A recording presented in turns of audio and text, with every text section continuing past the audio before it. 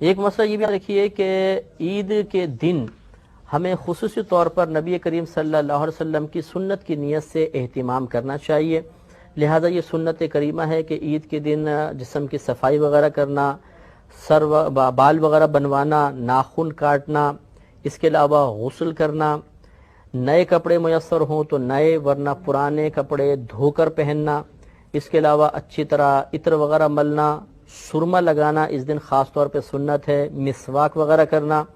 اور یہ نبی کریم صلی اللہ علیہ وسلم کی عادت کریمہ تھی کہ آپ ایک راستے سے عیدگاہ میں جاتے تھے اور دوسرے راستے سے واپس آتے تھے. لہذا ہمیں بھی یہ کوشش کرنی چاہیے کہ ایک راستے سے جائیں اور جب واپس آئیں تو راستہ بدل لیں، کسی اور راستے سے آئیں، تو یہ سنت کریمہ پر عمل کی سعادت حاصل ہوگی. اس کے علاوہ ہمارے نبی کریم صلی اللہ علیہ وسلم جب عیدگاہ کی طرف جاتے تھے تو پیدل تشریف لے جاتے تھے، سواری پر نہیں جاتے تھے. لہذا اگر ہماری مسجد یا عیدگاہ وغیرہ قریب ہے اور پیدل جانا ممکن ہو تو پھر پیدل ہی جانا چاہیے. ہاں اگر فاصلے پر کہیں دور جا کے ہم نے نماز ادا کرنی ہے تو وہ الگ مسئلہ ہے، پھر ہم سواری پہ جا سکتے ہیں، لیکن قریب ہو تو بہرحال پیدل جانا ہی سنت کریمہ ہوتا ہے.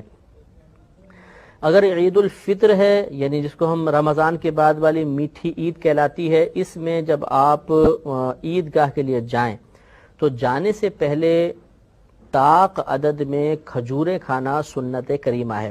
تو 3، 5 یا 7 کھجوریں تناول کر لیں اور اس کے بعد پھر مسجد کی طرف جائیں تو انشاءاللہ اس سنت پر ادائیگی کا ثواب بھی حاصل ہو جائے گا. اور یہ اچھی طرح یاد رکھیں کہ عید کے دن کا روزہ رکھنا مکروہ تحریمی ہے، یعنی حرام کے نزدیک ہے. لہذا عید کے دن کا ہرگز روزہ نہیں رکھیں گے. عید کی نماز ادا کرنا یہ واجب ہوتا ہے اور 2 رکعت نماز ہوتی ہیں. اس کا طریقہ انشاءاللہ میں آپ کو عرض کرتا ہوں. عید کی نماز کے بعد آپس میں مبارکباد دینا، گلے ملنا، یہ مستحبات ہیں اور مسلمانوں میں رائج ہیں، اس میں شرعاً کوئی حرج نہیں ہوتا ہے. ایک مسئلہ یہ بھی یاد رکھیں کہ عید کی نماز آپ ادا کرنا چاہیں تو کوشش کریں کہ پہلے جلدی جانے کی کوشش کریں. ہمارے یہاں ایسا ہوتا ہے کہ ایک تو ہم سو کر بہت دیر سے اٹھتے ہیں، پھر جلدی غسل کرتے ہیں اور وہاں پر وہ جب خطیب صاحب دیکھتے ہیں کہ وہ مائک کی کھڑ کھڑ کی آواز سنائی دیتی ہے تو پھر ہم اسپیڈ کے ساتھ بھاگ کے پہنچتے ہیں اور سب سے آخر میں مصلی بچھا کے نماز ادا کرتے ہیں. اور راہ فرار اختیار کرنے میں سب سے پہلے ہم ہوتے ہیں، کیونکہ سب سے پیچھے ہوتے ہیں تو سب سے پہلے نکل جاتے ہیں.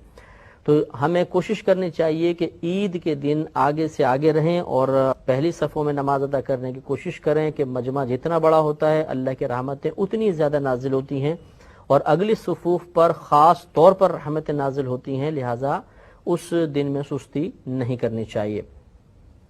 ایک مسئلہ اچھی طرح یہ بھی یاد رکھیں کہ جب تک عید کی نماز نہ ہو جائے مرد اور عورت دونوں کے لیے ہر قسم کے نفل منع ہوتے ہیں. نہ گھر پہ پڑھ سکتے ہیں نہ عیدگاہ میں پڑھ سکتے ہیں. لہذا خواتین گھر میں نہ پڑھیں، مرد بھی نہ پڑھیں. پھر اگر مرد مسجد میں آئیں تو تحیۃ المسجد وغیرہ بالکل ادا نہ کریں، تحیۃ الوضو نہ پڑھیں، بلکہ پہلے عید کی نماز ادا کریں. یہ چنانچہ اس دن چاش اشراق وغیرہ نہیں پڑھیں گے، یعنی عید کی نماز سے پہلے. پھر اس کے بعد جب عید کی نماز ہو جائے تو پھر بھی مردوں کے لیے سنت یہی ہے کہ وہ عیدگاہ میں یا مسجد میں ہی نماز ادا نہ کریں، بلکہ اپنے گھر جا کر اگر چاہیں تو پھر چاش اشراق وغیرہ ادا کریں. اور جو گھر کی مسلمان بہنیں ہیں وہ بھی مردوں کی جماعت کا انتظار کریں. قریب ترین مسجد میں جب جماعت ہو جائے اس کے بعد وہ گھر پر اپنے نوافل وغیرہ ادا کر سکتی ہیں، اس سے پہلے ادا نہ کریں.